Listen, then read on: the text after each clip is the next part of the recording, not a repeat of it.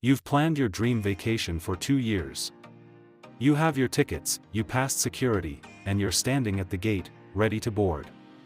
But then, a young gate agent looks at you, looks at your cane, and says, "I'm sorry, I don't think you're fit to fly today." It's happening right now, in early 2026, at airports across the country. Passengers in their 70s and 80s are being turned away, not for being disruptive, but because of a new, quiet category of denial called safety assessments. Airlines have tightened their rules, and they are profiling senior travelers more than ever before. But today, I am going to give you the exact federal regulations and the one magic word that legally forces that gate back open. If you travel over age 60, you cannot afford to miss this. The paperwork trap, MEIF. Let's talk about the first invisible barrier, the MEIF trap. MEIF stands for Medical Information Form. In the old days, this was only for people who were very ill. But in 2026, airlines are using it as a weapon.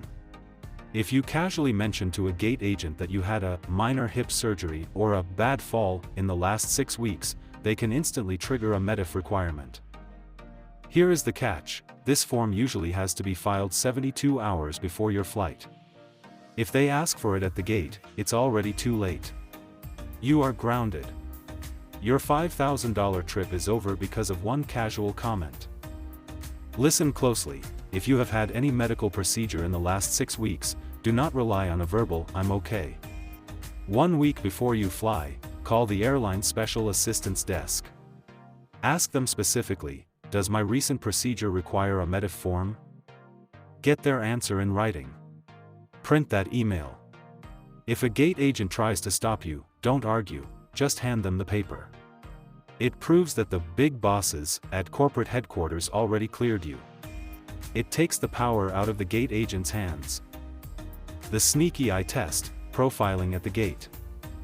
Beyond paperwork, there is something more insulting: the visual assessment. In 2026, gate agents are trained to run a sneaky eye test. They are scanning the crowd for what they call red flags. They are looking for confusion, a slow walking pace, or anyone who looks frail. The problem? One agent's careful walker is another agent's safety risk. They might claim you can't evacuate the plane fast enough. From now on, I want you to treat the boarding area like a stage. When your group is called, stand up with purpose. If you use a cane, use it with confidence. Avoid looking lost or fumbling with your bags in front of the agent. If they do stop you and ask, "Are you okay to fly?" do not give them your medical history. Don't talk about your arthritis or your heart meds. Instead, use this specific legal phrase: "I am fully capable of following all safety instructions." Is there a specific safety rule you are concerned about? This forces the agent to cite a real law, which they usually can't do. They are hoping you'll just act confused and go away. Don't give them that satisfaction. The wheelchair conflict. Now, let's talk about wheelchairs. We've seen a massive crackdown in 2026 because too many younger people were faking injuries to skip the lines. Sadly, the airlines are taking it out on us. Agents are now interrogating seniors, asking, "Do you really need this chair?" or worse, telling you that you aren't allowed to fly without a travel companion. Here is the law: under the Air Carrier Access Act, an airline cannot force you to have a companion unless you cannot feed yourself, use the bathroom, or take your own medicine. If you can do those 3 things, you can fly alone at age 95. Also, don't let them tell you that you didn't book a wheelchair 48 hours in advance so you can't have one. The law says if a chair is available, they must give it to you. Since every airport has hundreds of chairs, the 48-hour rule is usually a bluff.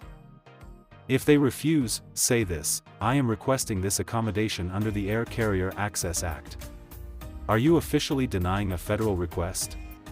Watch how fast they find you a chair. The nuclear option, the crow. If everything else fails, and the agent is still refusing to let you board, it is time for the nuclear option. Stop arguing with the gate agent. They aren't the ones in charge of the law. Ask for the CRO. That stands for Complaint Resolution Official. Every airline is legally required to have a CRO available during all flying hours. This is not a regular manager. This is a person specifically trained in federal discrimination law. They have the power to overrule the gate agent on the spot. Most travelers have no idea the CRO exists. The moment you ask for one, the gate agent knows you know the law. It signals that if they deny you, they will have to file a federal report that goes straight to the Department of Transportation. For 2026, I recommend one more thing: the immunity letter. Ask your doctor to write one sentence on their official letterhead: patient is fit to fly commercial aircraft without medical assistance.